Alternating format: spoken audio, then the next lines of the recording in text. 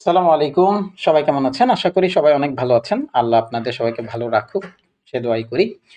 আজকে আমরা আলোচনা করব এসপিসিএল নিয়ে। এসপিসিএল কি? এসপিসিএল হচ্ছে শাহাজি বাজার পাওয়ার কোম্পানি লিমিটেড। রিসেন্টলি আমরা এটা নিয়ে অনেকগুলা কাজ করছি। বেশ কিছু প্রফিট হইছে, আবার কিছু লসও হইছে। রিসেন্টলি বলতে লাস্ট এই এই কয়েকদিনে বা কয়েক মাসে। তো আমাদের মূল যে ব্যাপারটা ছিল সেটা হচ্ছে এখানে আমরা ২ একটা পোস্টও করেছি, আপনারা গেলে দেখতে পাবেন। তো আমাদের এখানে আজকে সবার আগে একটু করে ফান্ডামেন্টাল আলোচনা করব, তারপরে আমাদের টেকনিক্যাল নিয়ে আলাপ আলোচনা হবে। আচ্ছা, এখানে আমাদের কাছে সবার আগে যে জিনিসটা আমরা দেখি সেটা হচ্ছে কি ডিরেক্টরশিপ। ডিরেক্টরশিপ কত? এখানে দেখা যাচ্ছে 58%। এটা আমার কাছে 6 এর পরে 6 হিসেব করব, মানে 0।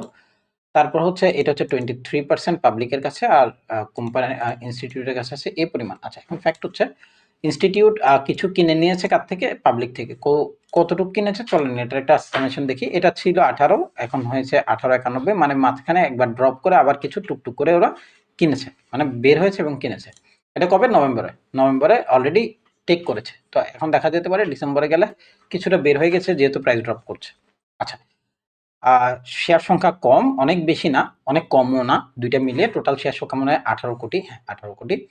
তো এর মধ্যে আমাদের যে প্রাইস প্যাটার্ন বা এটার যে জিনিসগুলো আমাদেরকে দেখতে হবে, তার মধ্যে এটা একটা পার্ট। সেকেন্ড পার্ট হচ্ছে লাইবিলিটিসের ভিতরে আমাদের একটা লাইবিলিটি অনেক বড় দেখাচ্ছে, সেটা হচ্ছে এটা লোন। যদিও পাওয়ার কোম্পানিগুলো অনেক বড় হয়, অনেক টাকার ব্যাপার স্যাপার। এখানে মার্কেট ক্যাপিটাল 800, কোম্পানি ক্যাপিটাল আছে 500, তার মানে দুটা মিলে 1300। আমি এটাকে ইগনোর করবো। এটা যখন দাম বাড়বে অটোমেটিক এটা পারবে, আর দাম কমলে এটাও কমবে মার্কেট ক্যাপিটালটা। ঠিক আছে, এটা নিয়ে এটার কোনো আসলে কি করা, মানে আপনি যুক্তি জানতে পারবেন না। আচ্ছা, এরপর হচ্ছে রিজার্ভ। মূলত এই দুটো জিনিস হচ্ছে আমাদের মেজর। একটা হচ্ছে রিজার্ভ কত, আর কোম্পানি অথরাইজেশন কত।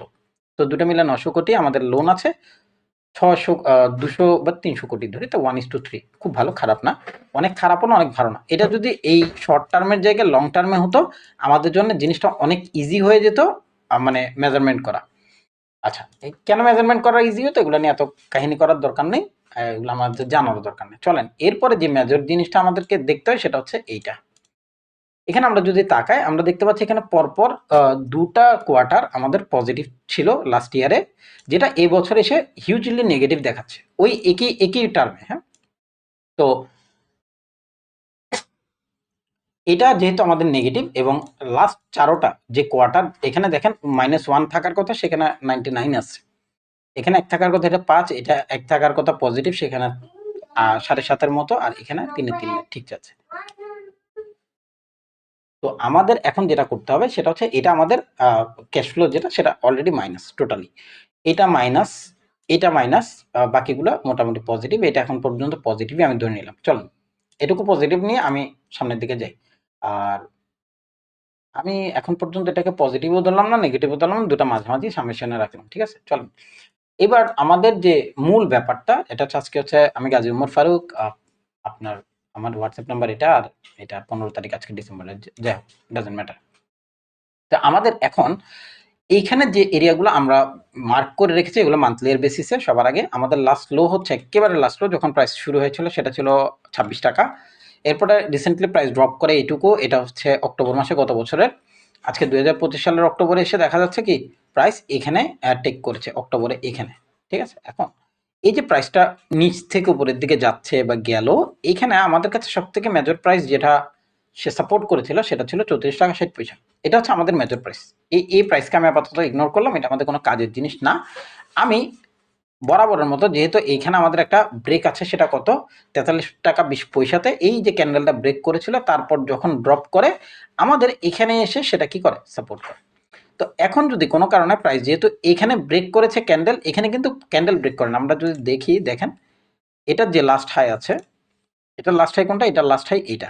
ঠিক আছে, এই সরি, এই যে রেড ক্যান্ডেল, এটা এখন পর্যন্ত ব্রেক করে সে ক্যান্ডেল ক্লোজ করেনি। ক্যান্ডেল ক্লোজ করতে ব্যাপারটা একরকম হতো, যেহেতু ক্যান্ডেল ক্লোজ করেনি, সেক্ষেত্রে মান্থলি এর বেসিসে আমি এখন পর্যন্ত এটাকে কি করব? থিঙ্ক করব সে ড্রপ করবে। চলেন, যদি এখনো কিন্তু আমাদের মাত্র 15 তারিখ চলে, 15 তারিখের মধ্যে আমাদের এটুক পর্যন্ত মার্কেট কি করেছে? ড্রপ করেছে। আরো কতটুকু করবে সেটা নিয়ে এবার আলাপ আলোচনা।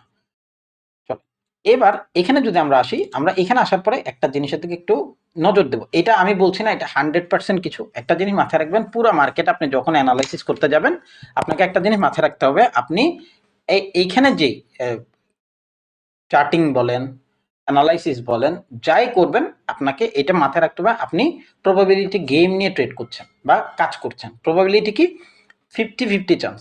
আপনি যত বড় অ্যানালিস্ট হোক, পৃথিবীর যত বড় অ্যানালিস্টই হোক সে, আমি আমি যেটা নিয়মের কথা বলছি এখানে, আমি আবার কাউকে ছোট করে বলছি না, আমি আমার কথা বলছি। আমরা যত কিছুই করি আমাদের এই প্রবাবিলিটি 50%, একদম সিধে সাপটা কথা। এরপরে যদি কেউ বলে যে আমারটা 60%, 70%, ভাই এগুলো বিশ্বাস করার কোনো দরকার নেই। কারণ এটা 50-50 রুলস বলা হয় এটাকে, যে আপনি যাই চিন্তা করবেন এটা 50%ই হবে, এর বেশি হওয়ার সুযোগ নেই। ঠিক আছে? কারণ পৃথিবীর সবচেয়ে ভালো যে ট্রেডার, ওনার মধ্যে জিম স্যামন্স, উনার একুরেসি লেভেল ছিল 62%। এখন পর্যন্ত হাইয়েস্ট পৃথিবীর, এখন পর্যন্ত যিনি সবচেয়ে বেশি পরিমাণ ট্রেড করে প্রফিট করছে, ওনার প্রবাবিলিটি গেমে চেঞ্জ আসছে 62%। এরপরে আমরা যারা ভালো করি তাদের 30, 40, 50 এর মধ্যেই থাকে। হ্যাঁ, আমার অবস্থা তো আরো খারাপ, আমারটা বলবো না, আমারটা বললে আপনার হাসবেন, দরকার নেই। এখানে আমরা যে জিনিসটা নিয়ে একটু আলাপ আলোচনা করতে যাচ্ছি সেটা হচ্ছে, এই জায়গায় আপনি যদি দেখেন, এখানে আমাদের যখন হাই করেছিল প্রাইস ছিল RSI 62%-এ, যখন এখানে আসলো অগাস্ট মাসে, তখন দেখা যাচ্ছে সেটা 64 এর কাছাকাছি, 64, হ্যাঁ 67, আমরা 68ই ধরেন। এখানে যখন আসলো তখন ছিল 63.58। আর আজকের দিন যখন লাস্ট হাই করেছে, অর্থাৎ যে হাইটাকে ব্রেক করে ফেলেছে, সেটাতে যখন গেল, এখানে গিয়ে দেখা যাচ্ছে এটা কত, এটা হচ্ছে 65। আবার দেখেন এখানে হচ্ছে 68, এখানে হচ্ছে 65, 66 ধরেন। তো এখানে কিন্তু কিছুটা হাই হওয়ার কথা ছিল, সেটা কিন্তু হাই না হয়ে গিয়েছে, ড্রপ করেছে। কেন?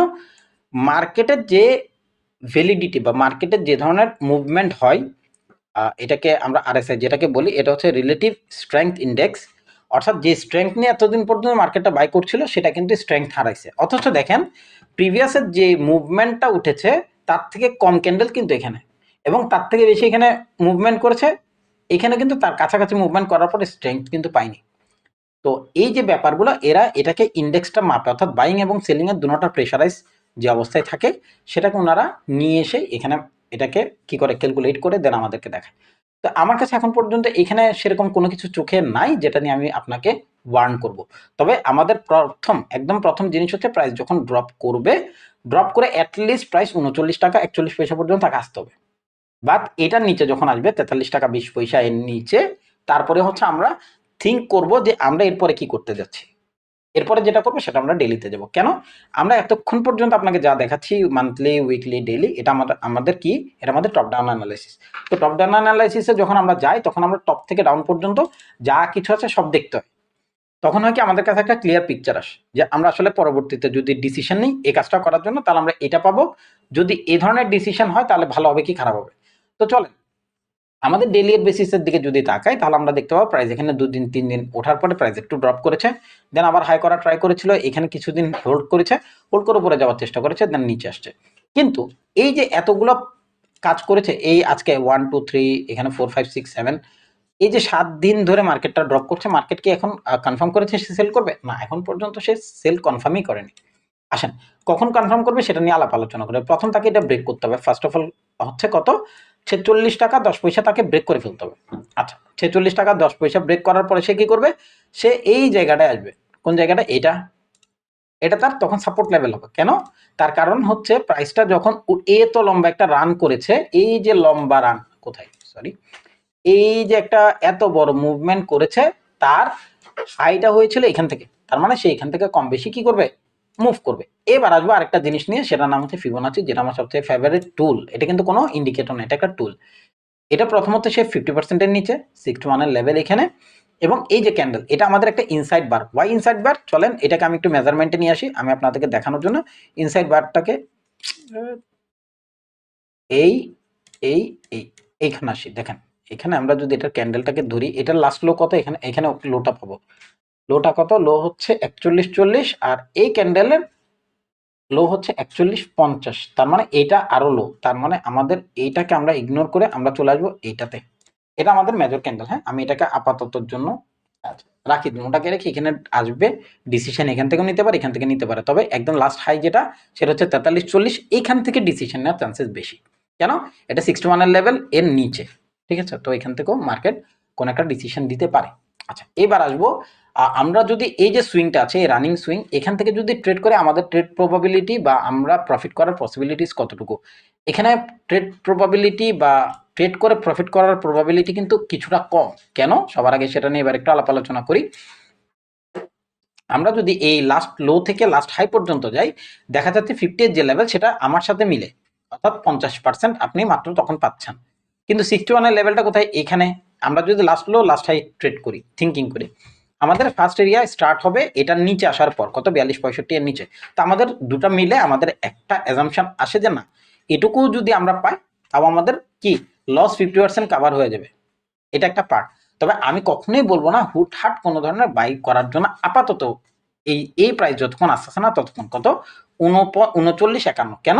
তার কারণ হচ্ছে প্রাইসটা যখন উপরের দিকে যাচ্ছিল, অর্থাৎ নিচ থেকে উপরের দিকে যাচ্ছে, এখানে আসলে এইভাবে এই যে ঘোরাফেরা করে এই যে ড্রপটা করলো, ঠিক আছে, এই ড্রপ, এই দেখেন এখানের ব্রেক আর এখানের ব্রেক অনেক স্লো। এখানে আসেন, এখানে প্রাইসটা যখন গেল নামার চেষ্টা করে কিছুটা উঠে কিন্তু পড়ে গেছে, কিন্তু এখানে সেটা করেই নি, উপরে ওঠার চেষ্টাই করে নাই। সে কি করছে? উপরে গিয়ে একটু ছালাং লাগায় দাম পড়ে গেছে। তার মানে সে যখন ড্রপ করবে সে একটু সলিড রানই ড্রপ করবে। এখানে আমরা যদি কোনো ট্রেড করি বা পাই, সেটা আমাদের 5-10% বেশি যেন কোনো টার্গেটেই না রাখে আপাতত। হ্যাঁ, যাই করি 5-10% যেন আমাদের টার্গেট হয়। আমাদের মূল টার্গেট শুরু হবে কোথায়? আমাদের মূল টার্গেট শুরু হবে এখানে। কেন? 38-এর ঘর হচ্ছে শাহজিবাজারের জন্য সবচেয়ে ভালো পয়েন্ট। প্রত্যেকবার এখানে আসছে, এই প্রাইসগুলোতে আসার পরে মার্কেট কি করছে? মুভ ব্যাক করার ট্রাই করছে। আপনি একটু যদি খেয়াল করেন, আমি সব ডিলিট করে দেবো, কিচ্ছু রাখবো না। হ্যাঁ, এখন আমরা আসবো ডেলি এর একটা জাস্ট বেসিস পয়েন্ট, বাকি সব বাদ, কিচ্ছু লাগবে না আমার। হ্যাঁ, আমি শুধু আপনাদেরকে একটা পয়েন্ট অফ ভিউ দেখাবো, কোনো কিছু না, এটা আমার পয়েন্ট অফ ভিউ। আমি জানি না কার কেমন লাগতে পারে, চলে। আমার কাছে এখানে একটা প্রাইস আছে, এই যে এখান থেকে শুরু করব, এখানে প্রাইস যতক্ষণ এই প্রাইসের মধ্যে আসবে না ততক্ষণ কোনো ট্রেড হবে না। সিধে সাপটা কথা। কেন হবে না? তার কারণ হচ্ছে প্রাইসটা এটুকু পর্যন্ত উঠে নেই প্রথম 65 টাকা। 65 টাকা না উঠেও আমার যদি অ্যাটলিস্ট প্রাইসটা যদি এটুকু পর্যন্ত ট্রেড করে যেত, এটা কত? 59 টাকা, তাহলে আমাদের জন্য এই জিনিসটা সলিড হয়ে যেত, নিচের রানটা এইটা এগুলো সব সলিড হয়ে যেত, যেটা এখন পসিবলই না। আর এখানে আসার পরে প্রাইস কি করছে দেখেন, 1-2-3 করে কি করছে, জাস্ট উঠার চেষ্টা করছে, পারে না, উঠার চেষ্টা করছে, পারে না, উঠার চেষ্টা করছে, পারে না, নেমে গেছে। তার মানে কি বায়ারের কোনো ইন্টেনশনই না বাই করার। বায়ার কারা?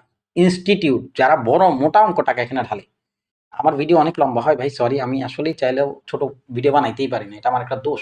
তো এই জিনিসগুলো আমাদেরকে একটু মাথায় রেখে কাজ করতে হবে। সো চেষ্টা করবো এখানে যদি আমরা কোনো ট্রেড করিও বা অ্যাজাম্পশনের জন্য আনি, অবশ্যই স্ট্রিক্টলি, একদম স্ট্রিক্টলি স্টপ লস ইউজ করব। আমি কতটুকু লস নিতে পারবো সেটা, ঠিক আছে? পুরো টাকা লাগানোর কোনো দরকার নেই কোনো একটা স্পেসিফিক স্টকে। খুব চেষ্টা করবেন আপনি আপনার যে ঝুড়ির ডিমগুলো সেগুলোকে যেন অন্য অন্য ইয়াতেও রাখতে পারেন, কারণ একটা ঝুড়ির থেকে যদি পড়ে যায় কোনো কারণে ডিম, মানে পুরো ঝুড়িটা পড়ে, তখন কিন্তু সব ডিম নষ্ট হবে। তো টাকা সবসময় এক জায়গায় লাগাইতে হয় না, কিছু ভেঙে চুরে লাগাইতে হয়। হ্যাঁ, প্ল্যান অনেক বড় জিনিস, এগুলো নিয়ে এখন এভাবে আলাপ করবো না, কোনো একদিন সুযোগ হলে আপনাদেরকে পুরো একটা ভিডিও নিয়ে আসবো এগুলো কিভাবে করতে হয়। হ্যাঁ, তো সবাই ভালো থাকেন, সুস্থ থাকেন ততক্ষণ পর্যন্ত। তো আমাদের ফার্স্ট ক্রাইটেরিয়া হচ্ছে এখানে আসবে প্রাইস, এটার নিচে আসার পরে আমাদের আসলে মূল টার্গেট শুরু হবে 41 টাকার নিচে। হ্যাঁ, তো আমি এটা আপনাদের জন্য একটু দিয়ে রাখি, নাহলে আবার আমার ছবি আনতে পারবো না, আমার এইটা লাগবে। আমি এটাকেও ডিলিট করে দিই, সব ডিলিট, কিচ্ছু রাখবো না। আমাদের এখন পর্যন্ত টার্গেট এইটা, এটা আমাদের মূল টার্গেট, এখান থেকে আমরা আসলে মূলত ট্রেডিংটা করবো। হ্যাঁ, সো সবাই ভালো থাকেন, সুস্থ থাকেন, আল্লাহ যেন আপনাদের সবাইকে অনেক ভালো রাখেন সে দোয়া করি। আমার জন্য দোয়া করবেন যেন আল্লাহ আমাকে সুস্থ রাখেন। ধন্যবাদ।